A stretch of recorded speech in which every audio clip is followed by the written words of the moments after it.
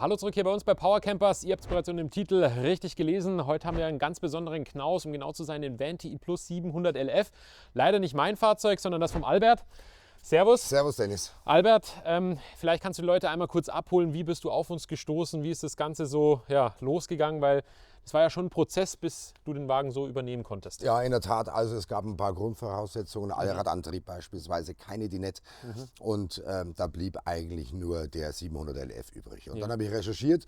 Ihr wart die mit den besten Angeboten, die mit den saubersten und auch offensten Angeboten. Und der erste Kontakt, den wir hatten, der war super professionell. Und so bin ich bei euch hängen geblieben. Das freut mich, sehr geil. Nee, und es hat auch wirklich viel Spaß gemacht, weil das ist ja jetzt kein 0815 Standard-Wohnmobil. Nicht mehr ganz. Nee, also wir durften hier ja einiges, ändern. Ja? Heißt, du hast von uns einmal die Delta-Räder bekommen im Hanma-Design mit dem Loda AT-Reifen. Passend dazu die Verbreiterung von Delta, die du dann folieren lassen hast. Ja. In Carbon-Optik, was ich ziemlich sexy finde. Mehr aus der Not heraus geboren, weil die Wagenfarbe als Folie war so nicht zu kriegen. Okay. Aber der Folierer hatte diese Carbonfolie rumliegen. Dachte, probieren wir es aus und sah super aus. Ja, mega. Dementsprechend haben wir hier auch einmal LED-Scheinwerfer nachgerüstet. Ja. Abstandsregeltempomat bist du ja am Überlegen, den kann man ja auch nachrüsten. Abstandsregeltempomat würde ich super finden und wenn möglich auch einen Regensensor. Das haben erst die 25er Modelle. Ja, genau. Aber da gucken wir mal, was da möglich ist. Da können wir noch ein bisschen was rausholen. Und vom Design her, das hat ja ein Folierer in Absprache mit dir machen dürfen. Also da ging schon ein bisschen auch Zeit drauf, was so deine Findungsphase angeht, gell? Sehr. Also vielleicht kannst du den Leuten so ein bisschen erzählen. Ja? Gerne. Also ich habe einfach ein bisschen auch rumgeguckt. Ich wollte was Individuelles haben, ohne euch und der Firma Knaus jetzt zu nahe zu treten. Aber das mit dem Schwalbennest, das ist jetzt nicht meins. Okay. Und dann muss man wirklich einfach sich Inspiration holen von dem, was andere Hersteller machen.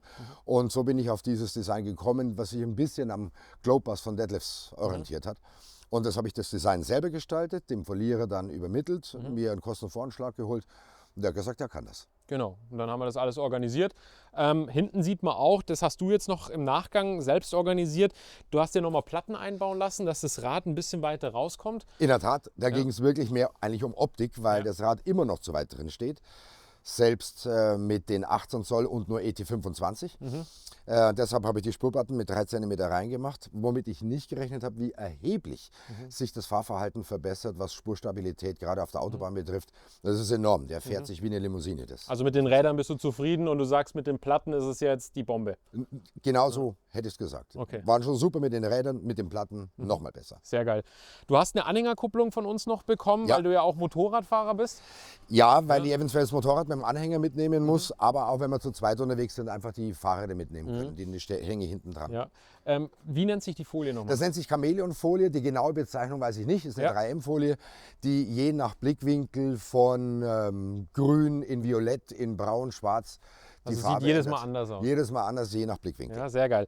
Was wir auch noch einbauen durften, war ein bisschen Autarkie, also Solar in dem Fall tatsächlich nicht, aber den Ladebooster, die WCS-Kombi, also ein Wechselrichter und 2x155 Ampere Lithium. Wofür ich wahnsinnig dankbar bin, auch für eine Beratung an der Stelle. Genau. Wir haben lange darüber gesprochen, mit Solar, ohne Solar. Ich persönlich mag es nicht so wahnsinnig gern, weil es viel Gewicht ist, dass man immer mitschleppt und man stellt sich, wenn dann unter den Schattenplatz, funktioniert es nicht, in der Nacht sowieso nicht.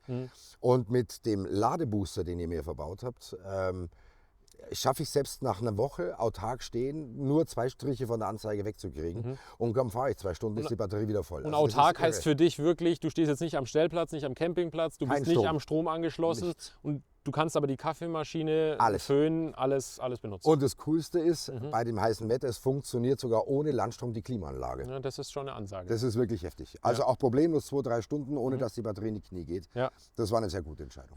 Ja, sehr geil. Aber da ist halt auch entsprechend Zeit und natürlich auch Geld reingegangen. Aber dir war es wichtig und das ist ja das, was, wie soll ich sagen, also es ist wirklich auf deine Bedürfnisse abgestimmt. Das ist ja nicht 0815, ja, bauen wir mal irgendwas rein, sondern du hast ja genau gesagt, was du dir vorstellst, was du vorhast. Du benutzt es ja auch beruflich. Ja? Das ist vielleicht der entscheidende Unterschied. Ich fahre nicht 4 Wochen damit in Urlaub, wie vielleicht die allermeisten, sondern nutze es beruflich und bin etwa 130, 140 Tage im Jahr damit unterwegs. Das ist schon eine Ansage. Und übernachte dann auch drin, Ja, also lebt da drin auch. Innen ist er auch wirklich besonders. Ja? Also Knaus an sich macht ja schon einen coolen Job, aber du hast da wirklich schon 3 Schippen draufgelegt. Und von dem her würde ich sagen, schau mal gerne, oder du besser gesagt, einmal rein mit der Kamera und erzähl doch mal, was du hier alles gemacht hast. Es gibt kaum ein Bauteil, das ich nicht in der Hand hatte. um es zu folieren und habe auch fast alles selbst gemacht. Also das Aufwendigste und Schwierigste hier zu machen war, den schwarzen Dachhimmel einzuziehen in Velour. Das war sehr aufwendig. Jede Parzelle hat etwa einen Tag gekostet, aber auch die folierten Leisten oben, die den Oberschrank halten, foliert. Die Schränke alle in weiß matt foliert, von vorne bis hinten. Die Spange vorne zum Beispiel war auch noch recht aufwendig zu machen in dunklem Grün Velour. Dahinter habe ich einen Vorhang reingehangen. Das ist vielleicht ein Tipp für viele. Den zieht man einfach so runter, wenn man möchte. Dann muss man, wenn man sich mal schnell umziehen will, das ist ein geiler Tipp. Dann muss man nicht immer alles vorne mit der Remise zumachen etc. Ja. Und was auch für dich sehr wichtig war, da hast du mich auch angesprochen, war wegen dem Tisch. Aber das hast du alles selber gemacht.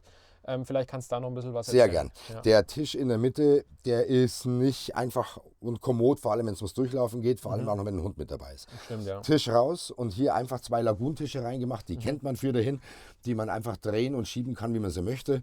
Und den so positioniert, dass ich ihn hier rüber drehen kann als Arbeitsverlängerung für die Küche. Sehr geil.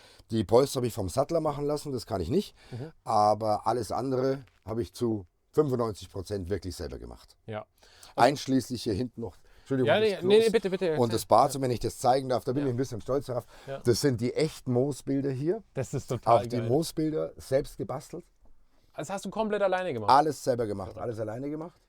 Ist das Licht wirklich blau? Oder, das Licht ist nicht blau, das ist das Originale, aber es gibt Folien, die für Licht und Glas geeignet sind. Okay. Da habe ich einfach einen schmalen Streifen geschnitten und habe diesen Streifen einfach unter diese oder auf diese LED drauf geklebt und schon hast du ein blaues Licht. Das gibt es in jeder Farbe. Ja, aber es ist total eine geile Idee und kostet kein großes Geld. Ja. Ja. Auch hier zum Beispiel, das war ein relativer Aufwand, hier diesen Seifenspender erstmal zu entfernen, weil man den mit dem Seil entfernen muss. Und der ist auch serienmäßig für meinen Geschmack ein bisschen zu weit links. Er tropft dann, wenn, dann immer aufs Waschbecken. Weggemacht, diese Fliesenfolie hinten drauf gemacht und dann so weit nach rechts versetzt, dass wenn er tropft, ins Waschbecken tropft. Ja. Und Klesana ist ja auch, glaube ich, verbaut. Ich habe eine Klesana von euch verbauen lassen. Auch das innen Bad, drin an der Toilette. Schau dir mal das Bad an. Ich finde das so cool. Also ihr könnt es ja gerne mal in die Kommentare schreiben. Ist natürlich immer Geschmackssache, Farben, ja. Aber ganz ehrlich, ich finde es richtig cool. Also könnte man meiner Meinung nach so in die Modellpalette mit aufnehmen. Von den Farbdesign. Also richtig gut. Und auch mit dem Fell vorne, ja, also ist halt einfach gemütlich. Es ist gemütlich, weil Sitzheizung nachrüsten würde theoretisch gehen. Ja. Aber das ist ja noch nicht gewährleistet, dass du es dann im Sommer entsprechend temperiert hast. Ist eh klar. Jetzt gefallen mir auch die Originalbezüge offen gestanden nicht so wahnsinnig gut von Knaus. Und das war in der Summe aller Eigenschaften dann die Lösung, hier Echtfell, also echt Lammfell-Bezüge drauf zu machen, die wirklich immer super temperiert sind. Das muss man wirklich sagen. Ja, cool. Was würdest du noch optimieren oder was hättest du vielleicht für Tipps oder Anregungen für Leute, die was Ähnliches vorhaben, die autark stehen möchten? Hinsichtlich Technik oder Ausstattung? Ja, Technik. Das, was wir vorhin schon angesprochen hatten, Solar, würde mir wirklich überlegen, ohne euch jetzt das Geschäft wegnehmen zu wollen. Ist halt auch ein bisschen Philosophiefrage. Ist ein bisschen Philosophiefrage. Auch die Klesana ist Philosophie. Ja, klar. Es gibt auch welche, die wollen es nicht. Für mich ist es die einzig wahre Lösung. Okay. Kompliment an der Stelle auch an euch, und das ist sehr ernst gemeint, wie sauber und ordentlich ihr die Klesana verbaut habt. Also auch die Verblendungen, weil da kommt ja die Sitzbank, die Toilettenbank raus. Das ist aufwendig. Das muss man einfach sauber verkleiden. Das war nicht günstig, aber es war jeden Cent wert. Das habt ihr wirklich perfekt gemacht. Cool. Ja. Nee, super. Hast du sonst noch irgendwas vor, wo du sagst, hier, das muss noch rein? Na, jetzt bin ich fertig. Allein solche Wände an der Seite mit Filz beziehen. Also das sieht so einfach aus. Da verzweifelst du dran, weil Filz... Mal ausbauen, oder? Nee, das habe ich nicht ausgebaut, sondern wirklich drüber geklebt. Okay, cool. Weil ich auch gar nicht gewusst habe, wie das weggeht. Verstanden. Ich bin kein Mechaniker, sondern BWLer. Also habe von Handwerk nicht so wahnsinnig viel Ahnung. Insofern allein den Dachhimmel einziehen um dieses Fenster herum. Da war ich beschäftigt. Also insofern hat man einen einfachen Weg gegangen, aber trotzdem war es hoffentlich die Mühe irgendwie wert. Teppich habe ich noch reinmachen lassen. Ja. Da kann ich auch nur jedem empfehlen.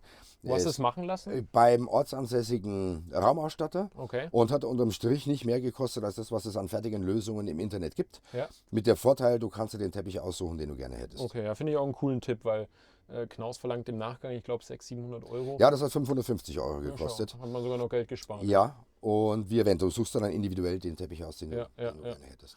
Cool. Ich bedanke mich fürs Video. Hat echt Spaß gemacht. Sehr gern, Dennis. Und danke für eure Unterstützung auch. Danke. Schreibt gerne mal in die Kommentare, was ihr das nächste Mal sehen wollt. Und wie immer, Daumen hoch.